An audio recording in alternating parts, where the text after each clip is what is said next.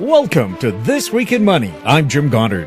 Today, corporate consultant Martyn Element on the economic impact of Scotland's no vote, editor of the International Forecaster James Corbett on financial rumblings in Asia, and timing the real estate market's Robert Campbell on how those rumblings could influence our real estate market. Welcome to This Week in Money, the source for market opinions. Here is Jim Goddard. My guest is Martyn Element of Element and Associates in Vancouver. He's a corporate consultant who focuses on sourcing and pursuing new business ventures. Welcome to This Week in Money, Martyn. Welcome to all the listeners. I'm at the moment on a boat right in the Georgia Strait, coming back to Vancouver after being in Salt Spring for a couple of days. It's my birthday, so I'm just with a bunch of friends. Was it nerve-wracking for you and your English friends waiting for the vote from Scotland to come in, eventually, of course, coming in as a no to independence vote? I got the feeling, not so much on this side of the Atlantic, maybe Canada and some of the other Commonwealth countries, but the whole of Europe and the whole of the UK, for sure, the United Kingdom was holding its breath. So we have a no vote in the Scottish referendum. The question was very simple. Do you want an independent Scotland, yes or no? But 55% is not a big majority. No, and it's one of the reasons that Cameron has already spoken to Parliament and has said they're doing a complete shake-up of the tax system between Scotland and England, and also looking very much to possibly doing a slightly different tax system for Wales as well. I don't know about Northern Ireland, but if it had have gone a yes vote, which, by the way, I was very surprised, to see, or maybe I wasn't surprised to see Glasgow voting yes, as it is the heartland of the industrial, I think, heartland of Scotland with its shipyards, its very world-famous shipyards, and of course a lot of the, I think the labour force there were probably very anti-conservative government in power, so maybe that was part of the reason for Glasgow going the way it went. But I think overall that it was a bit of a red flag, I think, or a bit of a warning to the British sitting government that they need to be taking more heed, because if it had have gone to a yes, who knows, you would have seen Wales, who I think I haven't lived there for over 40 years now, but I've just got some of the boys that do actually spend a lot of time in Wales, with the resort area of Wales that they spend a lot of time in, and the Welsh are so nationalistic. I mean, they are just very much more so, in my mind, than the Scottish have ever been. And I'm sure if it had gone to a yes, you would have seen Wales up on its hind legs and obviously making a full-mounted bid to separate, and who knows, Northern Ireland. I mean, it could have been a real falling of the house of cards, so to speak. So the whole world held its breath. A lot of people said, look, you leave. I think, being as one, we're stronger. And I was speaking to a friend the other day that Niall Ferguson, the famous writer that's world-renowned and respected in the financial world and writes the most amazing books and papers on the world's economy, he was very anti-Scotland leaving, along with a lot of other people. And I heard the Queen let the politicians have their say, and at 6 p.m. England time, British time, gave the last time she made an address like that was in many, many, many years ago, an unscheduled address to the people, and she was grateful that Scotland, and she made it from Balmoral, of course, in Scotland, the Scotland residence that they have, and she said she was so happy to hear that it had gone, but she also wanted to respect the fact that there was an awful lot that voted for independence, and it's another example that we do live in, that we live in the free country in a part of the world where you can voice your opinion, and it's healthy. It's democracy working at its best, and I'm sure the yes voters don't think that, but it's democracy, and that's what it's all about. That we're very fortunate to have these things in the world that can happen from people actually voicing their opinions, and they're played out, which of course doesn't happen more and more around the world, it would seem, unfortunately, but we are very fortunate. Do you think the people of Scotland were worried that what it might do to them financially if they separated? I think there was a lot of, I wouldn't call it scaremongering, but there was an awful lot of last minute, what's going to happen to the national health system, what's going to happen to the currency, and what's going to happen to this. And I mean, just to play devil's advocate, but my last time I mentioned this a week ago, I did say, well, if they were to leave, then it would be a really, really, really rough time. But I think Scotland might not do so bad as people think it would do. And I still believe that, but we'll never know. We'll never know in my lifetime or for a long time. We'll ever be seeing this happen again. And what I noticed was when I do remember like it was yesterday that the vote for the Quebec situation. And I noticed that a lot of the rural areas were voting to leave Canada. And then when the votes came in for the big city, i.e. Montreal, the numbers dramatically swing the other way. But this time we saw Edinburgh vote no, we saw Glasgow vote yes. They're the two big population areas of Scotland. And a lot of the rural areas voted no as well. So it wasn't sort of, I think it was across the whole country was a mixed result, although most of them, of course, voted no. I think the people there'll be some families that have been split over this, of course. That was a lot of that went on with husbands and children and wife going one way, but no, they'll get over it. And I think financially there was a lot of fear mongering, Jim. I'm not avoiding your question about monies, and I'm sure there was a lot of truth to that too. So although I'd still stand that we'll never know either, but I think you would have seen France at least give a lot of moral support and who knows financial support, but it didn't happen. And we'll never know this. We'll never know the end of that tale, Jim. And we'll keep an eye on the divorce courts and see how busy they get to be. Thanks a lot for chatting with us, Martyn. Thank you. My guest has been Martyn Element of Element & Associates, his website, elementandassociates.com. Coming up, the editor of the International Forecaster, James Corbett, on This Week in Money. Always consult your investment professional before making any investment decision. This Week in Money is archived online at talkdigitalnetwork.com. My guest is James Corbett, editor of CorbettReport.com and the editor of the InternationalForecaster.com. Welcome to This Week in Money, James. Well, thank you so much for having me on, Jim. I appreciate it. Shocking news this week. Even China now has gone into the quantitative easing business, or am I correct to say that? An $81 billion stimulus package. Is it quantitative easing? Well, it is technically a stimulus that's being provided in the back door to 5 of China's biggest banks, and it's taking the form of 3-month loans, and it's going to be 100 billion Chinese yuan to each of those 5 banks, which in effect amounts to a reduction in the reserve requirement ratio, a 50 basis point cut, because obviously this 100 billion yuan that they're getting, they can just park with the PBOC to meet their reserve requirements.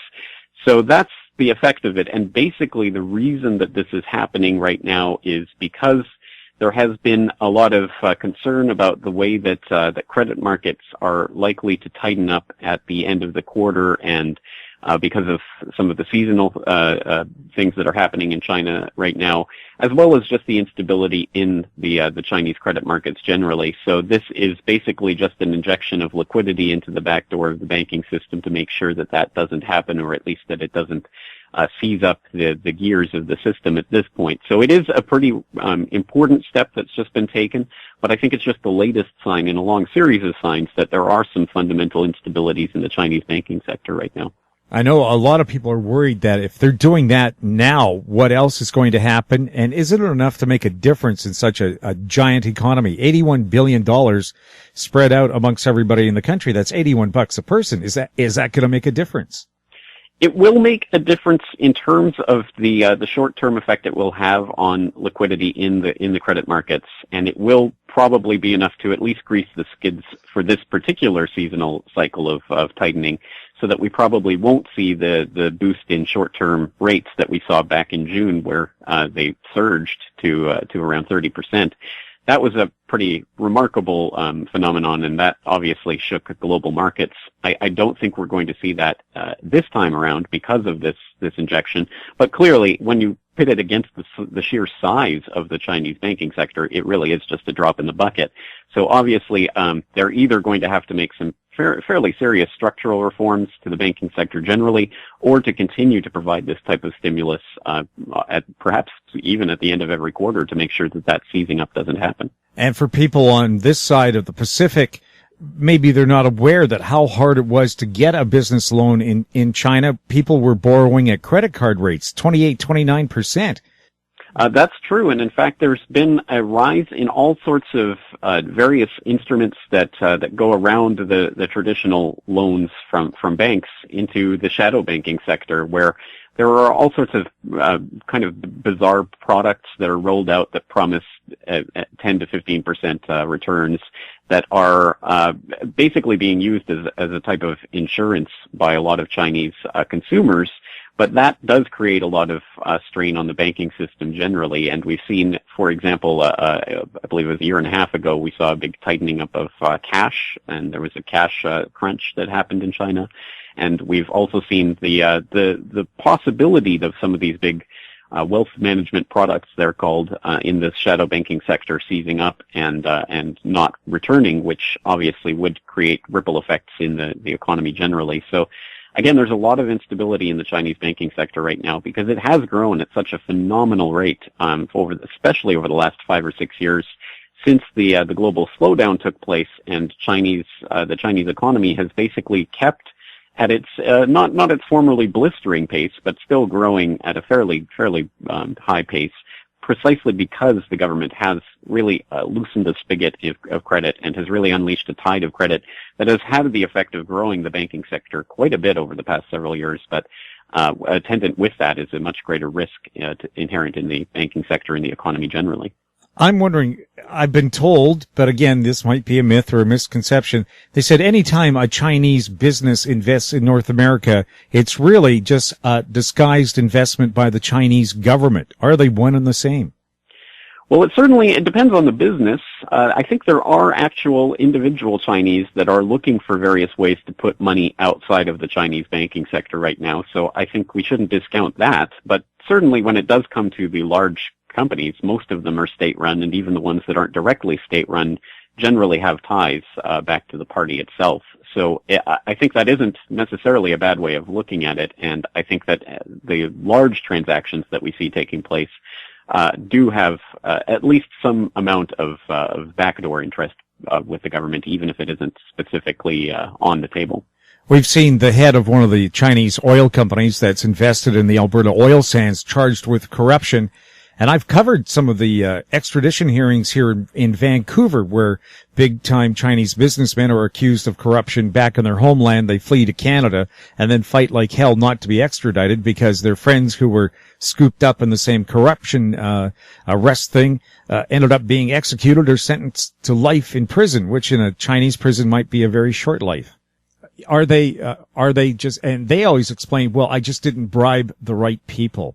Sure, I handed out bribes, but that's how they do business here. You have to bribe someone to get somewhere. Is that right? The way business is done? Unfortunately so. I think corruption is endemic in the Chinese economy, and every single time that there's a changeover in Chinese leadership, we see a lot of rhetoric about cracking down on the corruption, and to a certain extent that takes place mostly at a local level or regional governmental level, of course never at the national level. But it's a phenomenon that's really been taking off in recent years because of the ability of Chinese citizens to share at least some amount of information online through the various Chinese social media networks. So that, for example, there's been in recent years the phenomenon of Chinese netizens, as they're called, spotting expensive watches on government officials that turn into corruption probes and things of that nature. And of course, those corruption probes can also be used in a political sense. We've seen various political competitors to the current power structure being taken out of the picture because they're put under corruption watch. And since there is so much bribery and backdoor dealing that takes place, there's a lot of truth to a lot of these claims. So of course it's just a question of selective prosecution. So we have seen since Xi came into office that there has been some attempt at cracking down on some of that graft, but of course it is still so endemic in the Chinese economy that I think we have to understand it is part of the way that business gets done in a state-controlled economy. I mean, let's not kid ourselves; it's still a communist society, and they still do have a great degree of control over the economy generally. And what businesses make it and what businesses don't are generally up to the party leaders of at least the local government level, and if not the national. And yet, 10 years ago, China had no billionaires, or maybe one, and he was the governor. And now, they're rivaling the United States for the most billionaires. That's true. There's been an enormous amount of wealth creation that's taken place, obviously, in the past 10, 20 years of economic expansion in China, and that's obviously going to equate to a greater degree of millionaires and billionaires. And, of course, just like in the United States and pretty much everywhere else on the planet, most of that wealth accumulation happens among the very few percentage points at the very top of the scale. The vast majority see a very, very much less increase in their standard of living, but it is happening generally across the board. And it will be interesting, I think, to see with this rising class of millionaires and billionaires in China, how that presents, if that presents a fundamental problem to the current political leadership, because obviously this is a society that has been controlled from the top down for generations, at least under the communist system, precisely because it has been such a poor society and could be ruled over in an economic sense with something of an iron fist. But as there are more people with some more economic clout to throw around, and they're looking for more places to put their money outside of the system and outside of the country so that they can hang on to it, it will be interesting to see if that does pose a fundamental threat and if that does start to translate into political changes at the national level there in China. Well, China apparently has eased up on a lot of things. The local police now don't have the personal right to throw anybody they feel like into a labor camp anymore. Or is that just a myth they're trying to perpetrate now?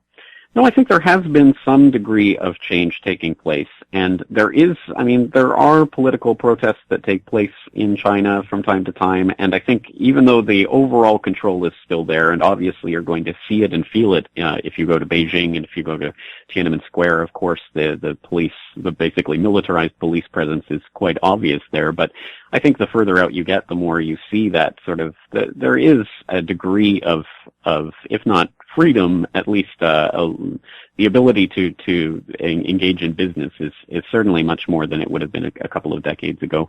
I think it is a process of reform that is happening very, very slowly in the country, and I think it is largely due to the underlying economics of what's taken place in this expansion. Yes, I heard once that every revolution has been led by the middle class, no matter how little money the middle class had. Mm-hmm. And the thing is, once you've tasted a little bit of luxury, it's hard to give up that that sirloin steak for a peanut butter sandwich. And to say that the Chinese are gaining wealth, 50,000 cars a day now are sold in China, if not more. That's right. And of course, there's still the lottery system in place in places like Beijing, because obviously they can't have everyone buying a car because there'd be too many cars on the road. So yes, I mean, it is a growing economy and the standard of living for the average Chinese is growing.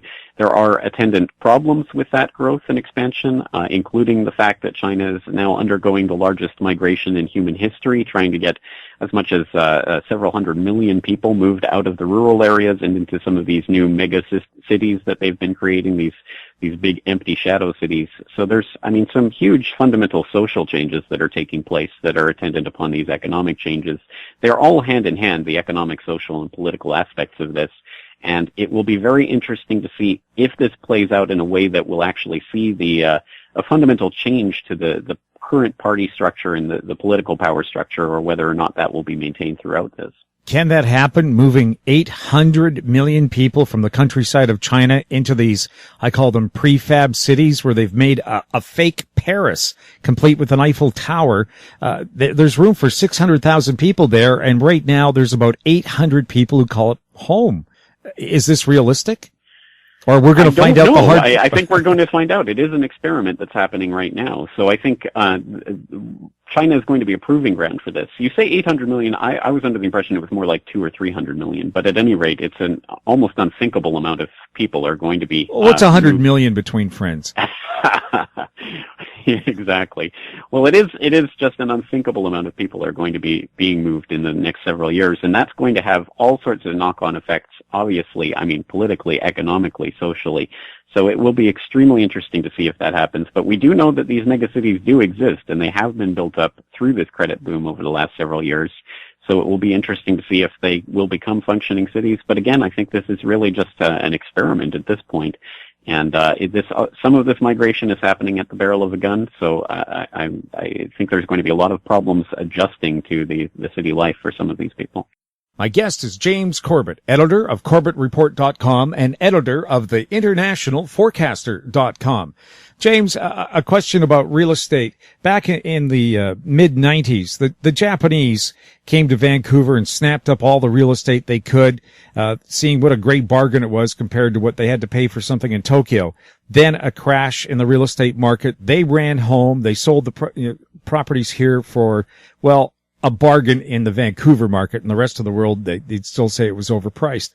But now we're wondering, is that same thing going to happen in China, where the Chinese have been encouraged by their government to buy foreign properties?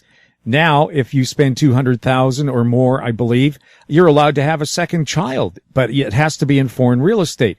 But if things are becoming troubled back in the homeland, are the Chinese going to pull up their investments in North America, in Europe, and Australia and run home with that money, either because they've been ordered to or just because they feel it's the right thing or necessary thing to do?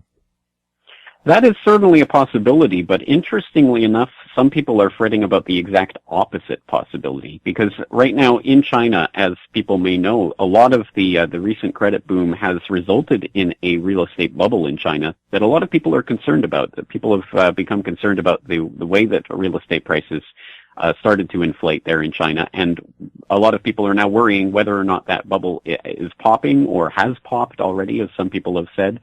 And at any rate, the Chinese real estate sector is an extremely important part of the economy as a whole. It now comprises 16% of the country's GDP growth, and the share of GDP growth due to specifically to real estate is increasing.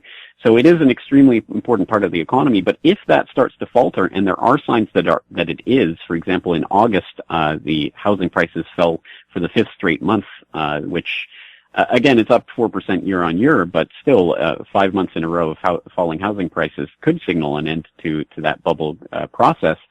And if that does start to happen, people are wondering whether that's going to mean that people are going to be seeking investment in real estate markets, in foreign real estate markets, and whether that means a flood of new money from China will be flooding into Vancouver, New York, Sydney, what have you, and inflating markets, real estate markets there. So some people are concerned about the exact opposite of what you're talking about, which is the idea that we might see even greater flood of Chinese money flooding into these foreign real estate markets.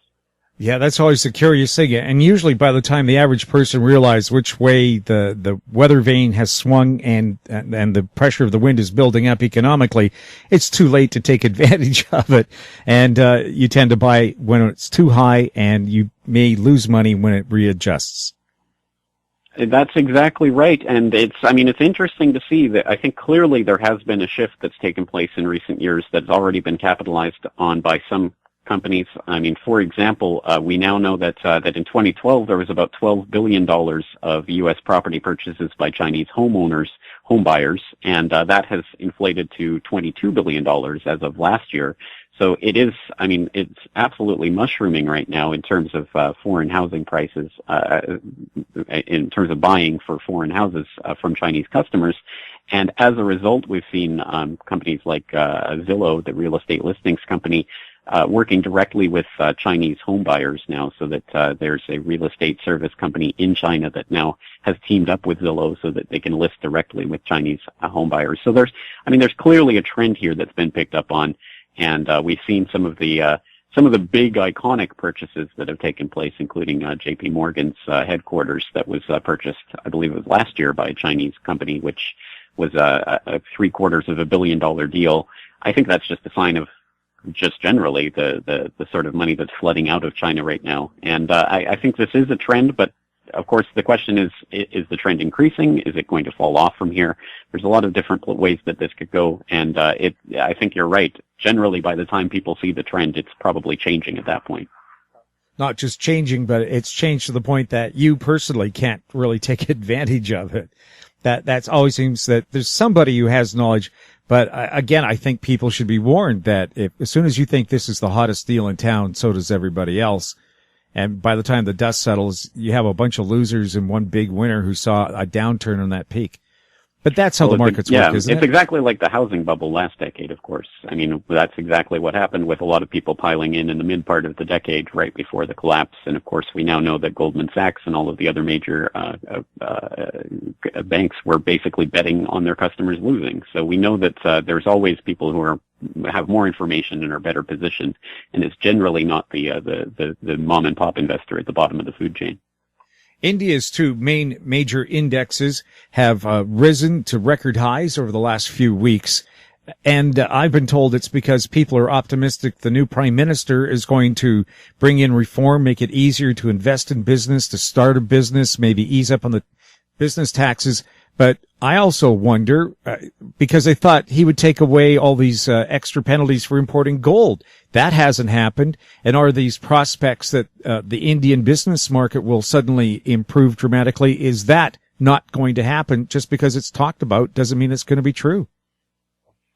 Well, that's an important point. Sometimes these stories come along and can pick up a life, even though there's really nothing behind them. But there is a lot of chatter recently about India and its economic potential. There's people saying that in India of 2014 is basically China of 2001. And if that type of rhetoric is true, then obviously we are going to see sort of the fulfillment of that BRICS prophecy that was first laid out by Goldman Sachs in 2001 when they first put that pen to paper and created the concept of the BRIC countries.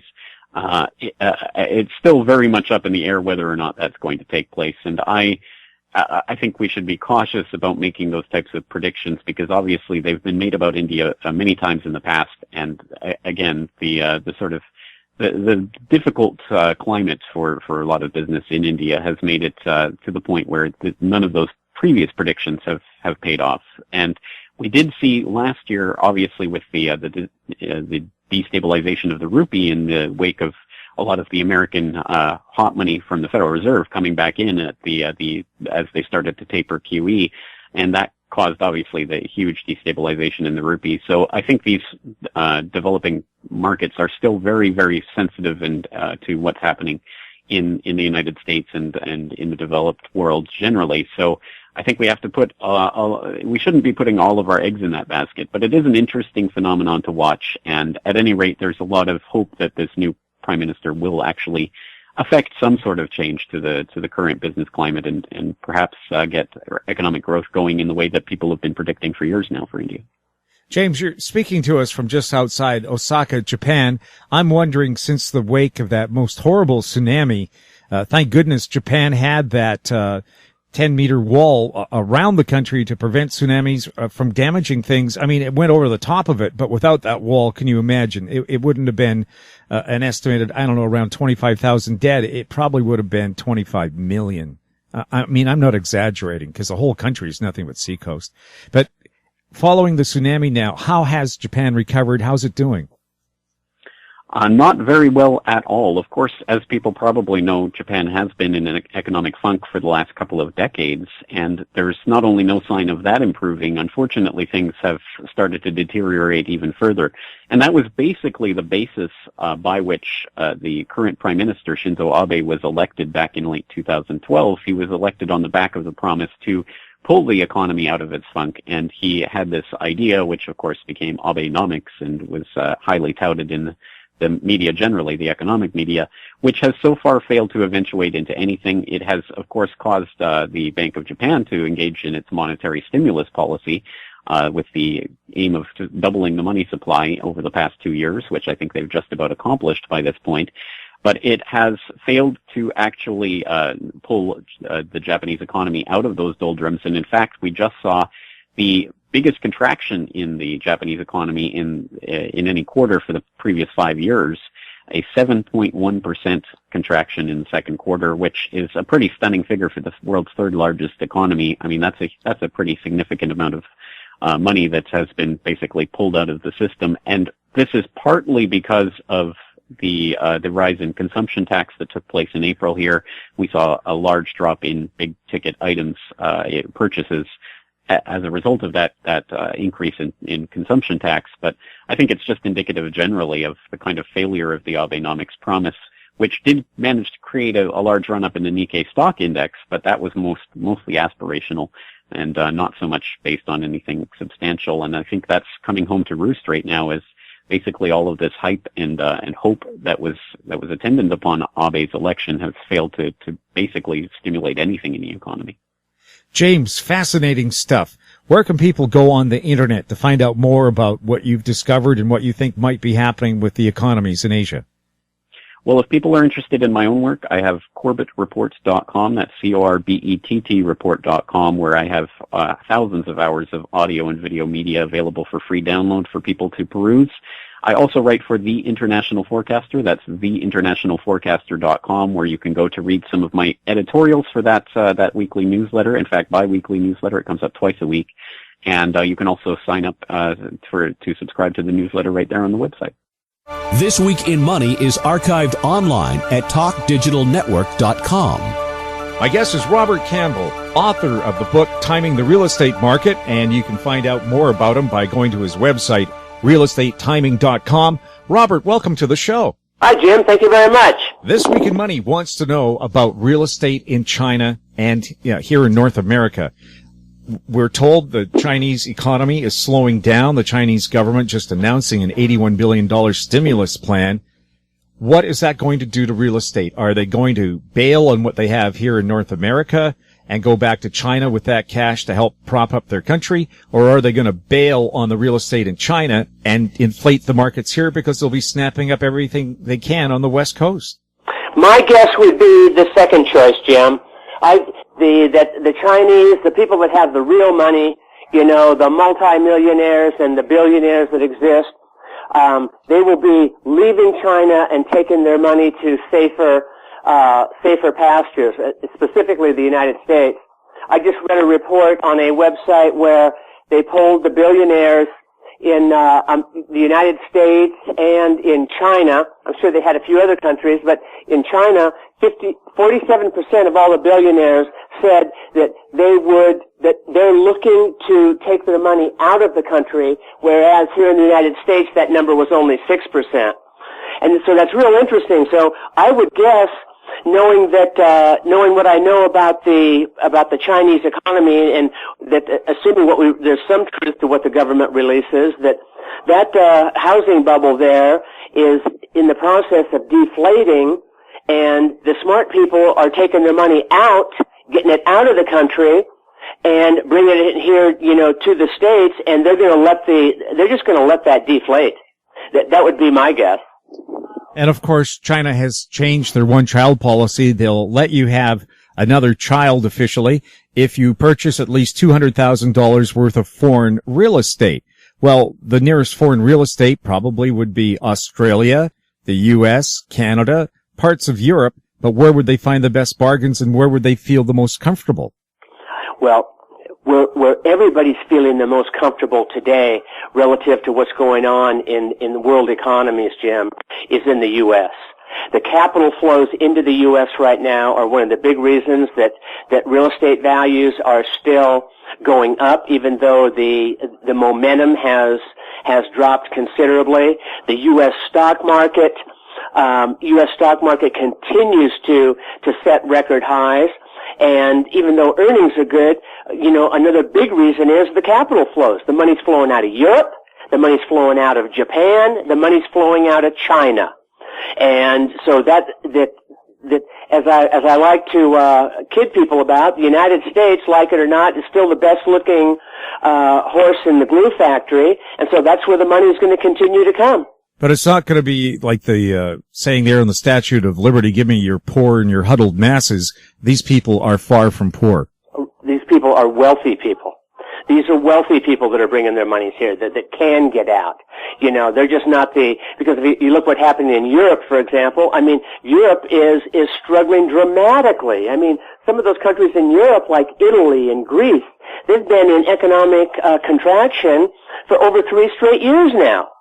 And Japan, Japan is struggling mightily. As I recall, their GDP fell even after these huge stimulus measures that they've enacted. I think their GDP, is down the last 2 quarters or so.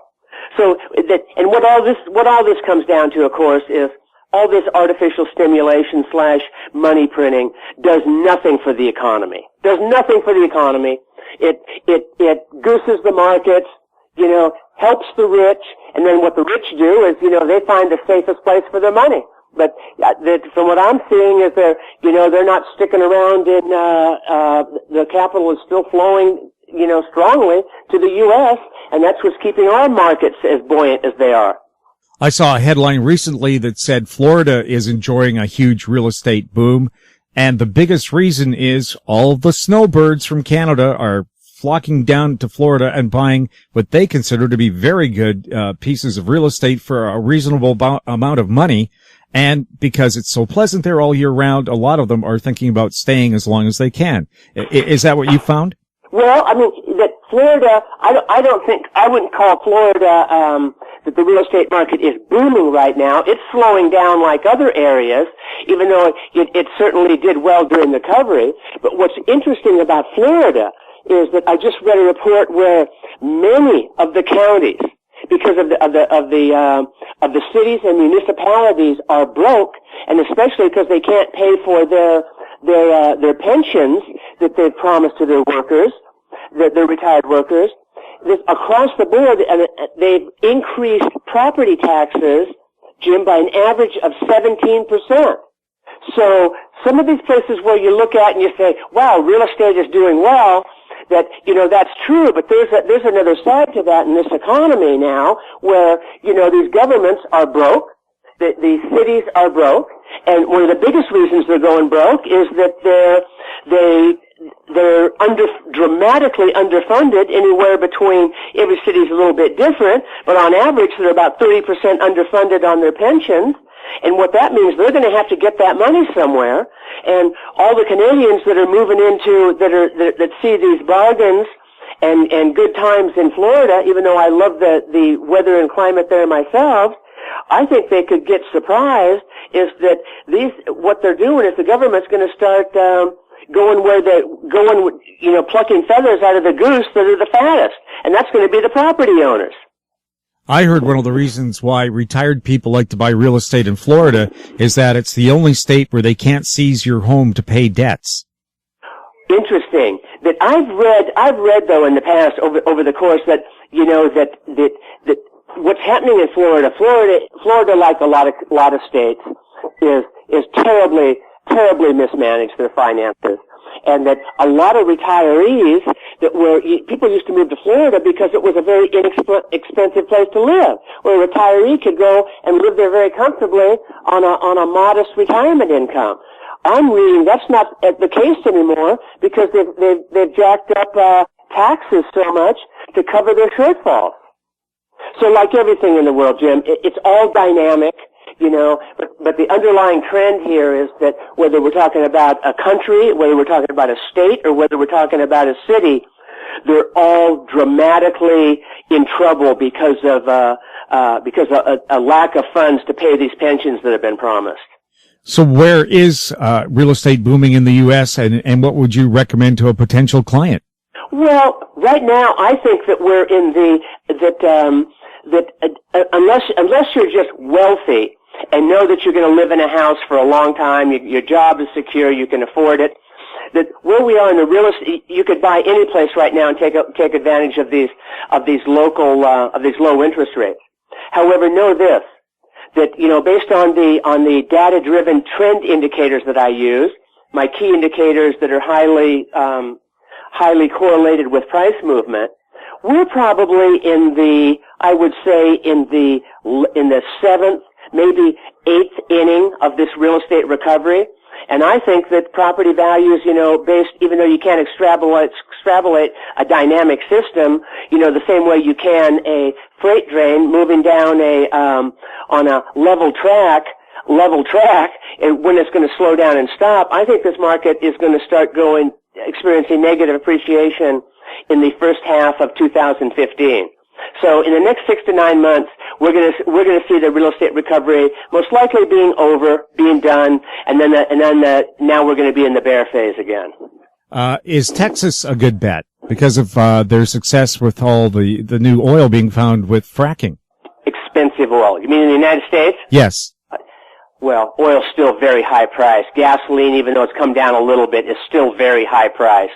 That if you look at what's happened to the price of gasoline, let's say in the last 5 to 10 years, and compare that to what's happened to incomes in the last 5 to 10 years, Jim, that the increases in the price of oil have dramatically outperformed incomes. And which is also the case with respect to health care, which is also with respect to food and those essentials of life. So even though that we've got a greater supply of certain oil products, it's certainly coming at a higher price. And the higher price is not being absorbed by higher incomes.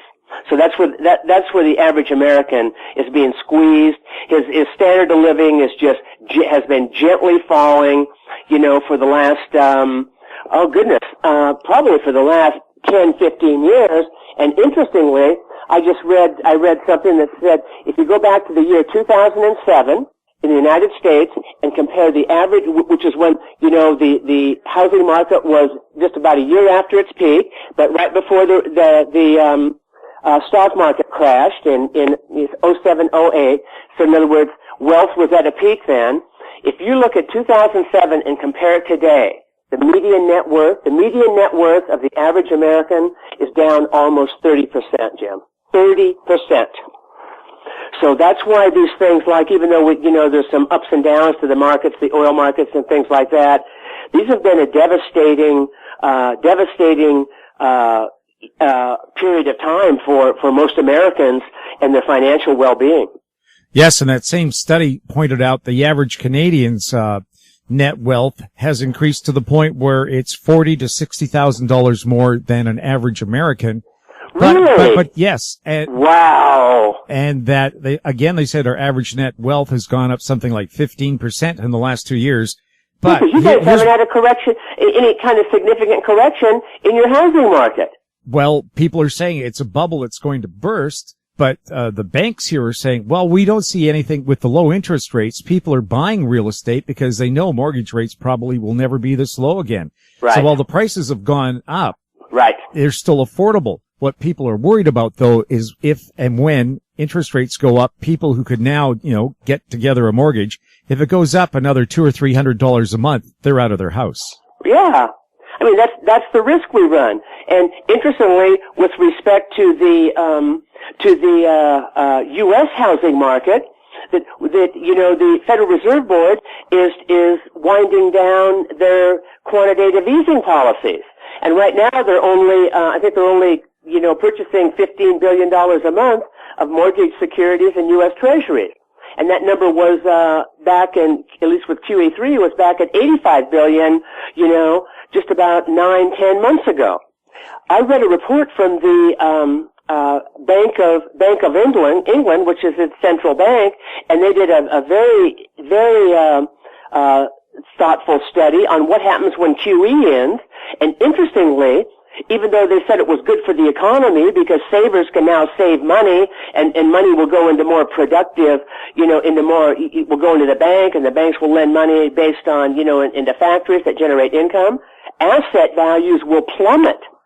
I mean, really, the chart just went straight down. So whether it was the stock market, the real estate market, or whatever, that they said asset prices will come down significantly. And I can see that. I can see that happening. So I think that there's going to be a lot of surprises in store for investors in the near future with respect to with the ending of QE and how the markets react to it. Bob, is there a website people can go to find out more information about your research into real estate? Absolutely. realestatetiming.com. Thanks to our guests, Martyn Element, James Corbett, and Robert Campbell. And thank you for listening. I'm Jim Goddard. We're back next week with more This Week in Money. This Week in Money is a production of Howe Street Media Incorporated.